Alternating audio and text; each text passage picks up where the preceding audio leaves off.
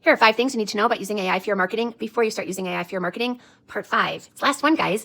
So I've been talking a lot about how AI works really well when you give it a framework. But if you're an early stage entrepreneur, you might be wondering, what the F is a framework? Like, throw me a lifeline. And I'm going to share with you a really easy to implement framework that will absolutely up-level the output from AI and make it a lot more reliable. I call this the roll, goal, and cajole framework. And it goes a little something like this. So the first thing you want to do is assign it a role. And I like to say, you are the world's best, whatever I need it to be. You are the world's best website copywriter. You are the world's best branding strategist. You are the world's best, launch manager, whatever I need it to be. I want it to be at the world's best level because AI is a performance model. So that tells it exactly how I expect it to act and the level at which I expect it to produce. So that makes a big difference when you just say, you're the world's best. So once you've given it your role, you want to give it a goal. And what I like to do is I like to say, I'm hiring you to help me solve this problem. And by hiring it, you're changing the relationship it has with you because now all of a sudden you're its boss. And remember, it's a performance model, so it's going to want to do better for you. And it's going to do a better job for you if you say you're hiring it into a job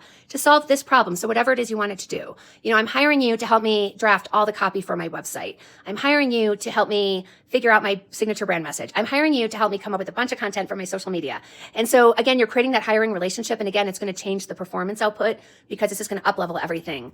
Now that you have the role and the goal, now it's time to cajole. And when it does a good job and you finally, it might take a couple of times going back and forth and refining, which is completely normal.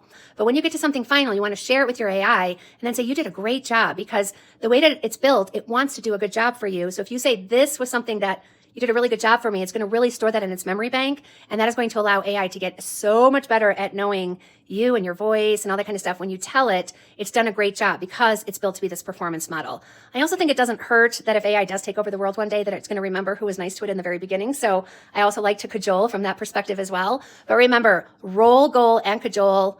Try it. Let me know if it changes things for you.